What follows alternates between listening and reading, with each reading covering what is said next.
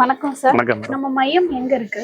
நம்ம மையம் வந்து பாத்தீங்க அப்படின்னா நம்ம மதுரையில குலமங்கலம் அப்படின்ற இடத்துல ஜோதி டர்னிங் பாயிண்ட் அப்படின்ற இந்த மது போதை மறுவாழ்வு சிகிச்சை மையம் இது இயங்கிட்டு இருக்கு. இது பாத்தீங்க அப்படின்னா மது போதைக்கு மட்டுமல்லாமல் அனைத்து விதமான போதைகளுக்கும் அந்த போதைக்கு அடிக்டான மனிதர்களை அதுல இருந்து மீட்டு கொண்டு வந்து ஒரு நல்ல வாழ்க்கைக்கு திருப்பி வருவது தான் அந்த மையத்தோட நோக்கம். அதன்படி நம்ம செயல்படுகிறோம். சரி, ஓகே சார். இப்ப வந்து ட்ரக்ஸ் அடிக்ஷன், இந்த ஆல்கஹால் இப்படி இருக்கக்கூடிய ஃபேமிலியில பாத்தீங்கன்னா குழந்தைங்கள் இருப்பாங்க. அந்த குழந்தைங்களோட மனநிலை எப்படி இருக்கும்? என்ன மாதிரி பாதிப்பெல்லாம் அவங்க சந்திக்கிறாங்க? இல்ல, அவங்களுடைய பாதிப்பு வந்து ஒரு பெரிய அளவுல தான் இருக்கும். என்னன்னு கேட்டீங்கன்னா அவங்களுடைய எதிர்காலமே பாதிக்கப்படுது மெயினா. அது போக வந்து அந்த ஃபேமிலியில வந்து குறிப்பா பெண்களுக்கு வந்து நிறைய பாதிப்பு. பெண்கள் வந்து என்ன பண்றாங்க அப்படின்னா அவங்க கணவரோட வந்து எதையுமே ஃப்ரீயா பேச முடியாது, எதுவுமே சொல்ல முடியாது. ஃபேமிலிக்கு என்ன தேவை அப்படின்றதையும் அவங்கள்ட்ட சொல்லி புரிய வைக்க முடியாது. செஞ்சும் கொடுக்க மாட்டாங்க. செஞ்சு கொடுக்காட்டினாலும் ஒரு மன ஆறுதல் கூட அதை பண்ணலாம் அந்த மாதிரிலாம் வர மாட்டாங்க. ஸோ வந்து அவங்க என்ன கேட்க போறாங்க?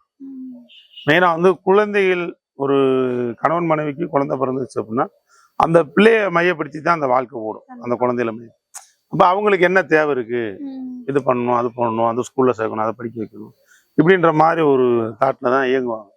ஸோ அதெல்லாம் அவர் பொருட்படுத்த மாட்டார். முழு குடியாரன் ஆயிட்டார் அப்படின்னா இந்த குழந்தை அந்த சிந்தனைலாம் இருக்காது. குடும்பம் அப்படின்ற சிந்தனைலாம் இருக்காது. அவங்க அதை தாண்டி வந்து அவங்க ஒன்றும் கம்பல் பண்ணி கேட்க முடியாது. குறிப்பா வந்து குழந்தைகளுக்கு எந்த அளவுல பாதிக்குதுன்னா, ஒரு நடந்த சம்பவம் என்ன அப்படின்னா, சென்னையில தான் நினைக்கிறேன். அங்க வந்து ஒரு மனிதர், அவர் வந்து கணவன் மனைவி, கணவனுக்கு அதிகமான குடிப்பழக்கம். ஒரே ஒரு பையன் 4ஆவதோ ஒரு 5ஆவதோ படிக்கிறாப்புல. அந்த பையன் வந்து என்ன பண்றாரு அப்படின்னா, புக்கை எடுத்து வீட்டுல படிக்கணும்னு உக்காந்தா இவங்களோட தினந்தோறும் சண்டை கணவன் மனைவிக்குள்ள. அப்ப அவரால் உட்காந்து படிக்க முடியாது. அந்த பையனும் ரொம்ப ஜெனியூலான பையன். அவன் என்னன்னா வெளியில அங்கிட்டு இங்கிட்டு கண்ட பசங்களோட சேர்ந்து விளையாடுறது, வீட்டை விட்டு அங்கிட்டு இங்கிட்டு போறது, இந்த மாதிரி பழக்கமும் கிடையாது. அம்மாவை தேட விடக்கூடாது, நம்ம வீட்டிலே இருக்கணும், அவங்களே ஏகப்பட்ட பிரச்சனை இருக்காங்க. இதையெல்லாம் உணர்ந்து அந்த லைஃப் வாழ்ந்துக்கிட்டு இருக்கேன். அந்த ஒரு காலகட்டத்தில் இந்த மாதிரி தான் இருக்கவும் அவனுக்கு ஒரே ஒரு ஹேபிட் என்ன அப்படின்னா, அவன் ஒரு மைனா வளர்க்குறான். மைனா வந்து ஒரு கூண்டில் வளர்க்குறான், வீட்டுக்கு வாசலில் வச்சு. அந்த மைனாக்கு இற வைக்க, தண்ணி வைக்க, இது மாதிரி பண்ணிட்டு இருக்கான். அப்போ இதுதான் அவனோட ஹேபிட்டு. போவேன், சாப்பிடலான்னு நினச்சான்னா வீட்டில் சண்டை, அப்பா அம்மா இருந்தாங்கன்னா சண்டை வரும், அப்படியே வச்சுட்டு வெளியே வந்துடுவான். வெளியே வந்தாங்கன்னா அவனுக்கு வெளியே போகிறதுக்கு இது இல்லாமல் அந்த மைனா கூட கொஞ்சம் டைம் ஸ்பெண்ட் பண்ணிட்டு போயிடுவான் விளாண்டுட்டு. அதே மாதிரி படிக்கிற நேரத்துல இந்த மாதிரி பிரச்சனை வரும்போது அதே தான். இவனுக்கு என்டர்டைன்மெண்ட்னா அதுதான். அதில் ஒரு ஒன்றி பாசமாக எல்லாம் இது பண்ணிட்டு காலைல எழுந்திரிச்சு சொன்னா அதுக்கு தண்ணி வைக்க, இற வைக்க, அதை பண்ணி இப்படிமா போயிட்டு இருக்கான்.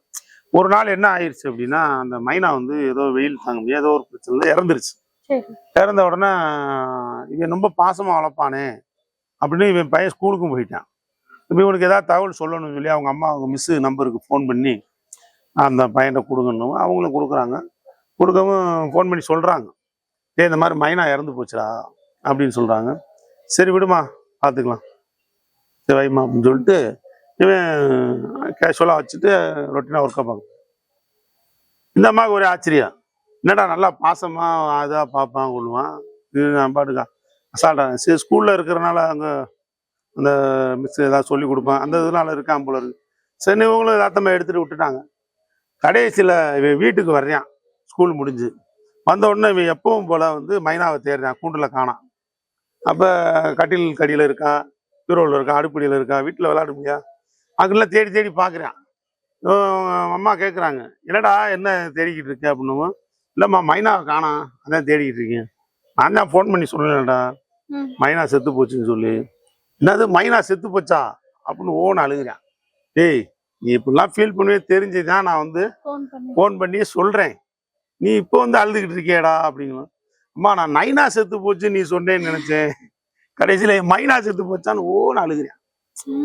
ஸோ அந்த பிள்ளைய மனசுல ஒரு நைனா செத்தா கூட கவலை இல்லை. சென்னையிலாம் பார்த்தீங்கன்னா நைனான்னு தான் கூப்பிடுவாங்க மேக்சிமம் ஃபாதர்ஸை.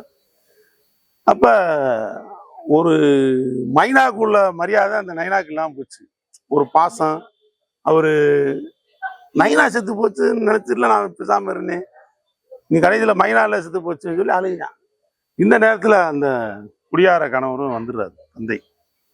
அந்த இதெல்லாம் பார்த்துட்டு ஷாக் ஆயிடுறாரு. ஷாக் ஆகிட்டு அவருக்கு ஒரு ஸ்பார்க் ஆயிருக்கு. ஸ்பார்க் ஆகி இன்னைக்கு அவர் குடியில்லாத ஒரு நல்ல வாழ்க்கை வாழ்ந்துகிட்டு இருக்காரா சொல்றாங்க. அவரு சொன்ன கதை தான் அது. அவர் வாழ்க்கையில நடந்த ஒரு விஷயம். எவ்வளவோ பிரச்சனையில வந்து என்னால வந்து எத்தனையோ பேர் எடுத்து சொல்லி கேட்கல.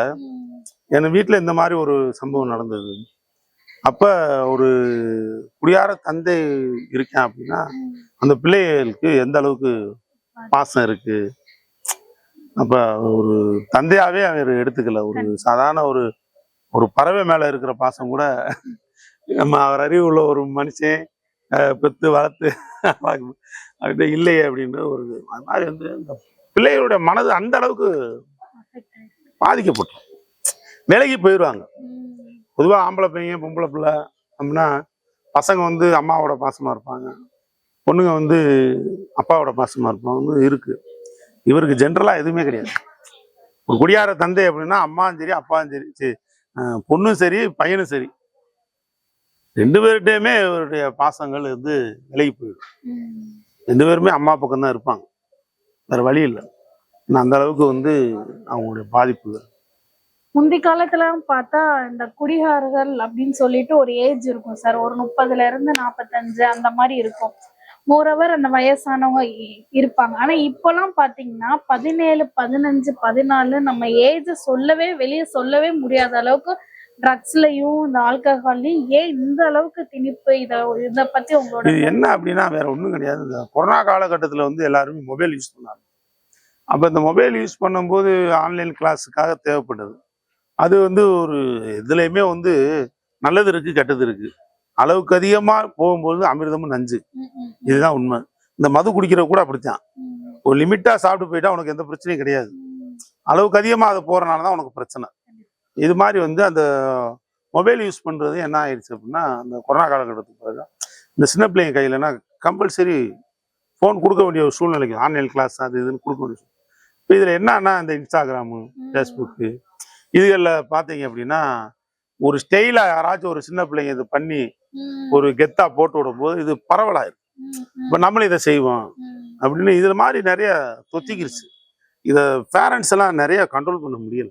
அவங்க கணவன் மனைவி இன்னைக்கு வேலை பார்த்து காலத்தை ஓட்டக்கூடிய ஒரு சூழ்நிலை. இவங்க இதை பார்ப்பாங்களா, இவங்களை முழுமையா கவனிச்சுக்கிட்டு இருப்பாங்களா? முழுமையா கவனிக்கணும். இன்னைக்கு ஒரு பையனை வந்து முழுமையா கவனிச்சா மட்டும்தான் அவனை வந்து எந்த தீய வலிக்கும் போக முடியாம காப்பாற்ற முடியும். அந்த அளவுக்கு இன்னைக்கு ஒரு காலகட்டம் இருக்கு. அதனாலதான் இந்த சிறு வயதுல வந்து இவங்க வந்து அடிக்ட் ஆயிட்டு போறாங்க. ஒன்றும் பிரச்சனை இல்லை. ஒரு காலத்துல வந்து இதனுடைய விழிப்புணர்வு தெரியாம இருந்தது. இன்னைக்கு அதே மொபைல் போன்ல வந்து சம்பந்தமான இந்த யூடியூப்ல இன்ஸ்டாகிராம்ல இந்த மாதிரி இதுக்கு இன்னொரு மையங்கள் இருக்கு, இங்க வந்து நீங்க சேர்க்கலாம் அப்படின்ற விஷயமும் வருது. ஸோ வந்து ஆயுதம் ஒரு கத்தி மாதிரி தான். ஒரு கொலைகாரன் கையில ஒரு கத்தி இருந்துச்சுன்னா கொலை பண்றேன், ஒரு உயிரை எடுக்கிறேன். இதே ஒரு டாக்டர் கையில இருந்தா அவரு ஆப்ரேஷன் பண்ணி ஒரு உயிரை காப்பாத்துறாரு. அதே மாதிரிதான் இதுல மொபைல்ல வந்து நல்லது இருக்கு கெட்டது இருக்கு. நல்ல விஷயங்களை நம்ம வந்து பார்த்துக்கலாம். இன்னைக்கு விழிப்புணர்வுல உள்ள காலகட்டத்தில் இதுக்கு உண்டான விளம்பரங்கள் எல்லாமே வருது. கூகுளில் சர்ச் பண்ணலாம், இன்ஸ்டாகிராமில் பார்க்கலாம், யூடியூப்பில் பார்க்கலாம். பார்த்து இந்த மையங்களுக்கு சேர்த்து விட்டு அந்த டைமிங்லேயே அந்த காலகட்டங்கள்லேயே அவங்கள வந்து சரி பண்ணி வேற பாதைக்கு திருப்பி விட்டோம்னா அவங்க வாழ்க்கலாம்.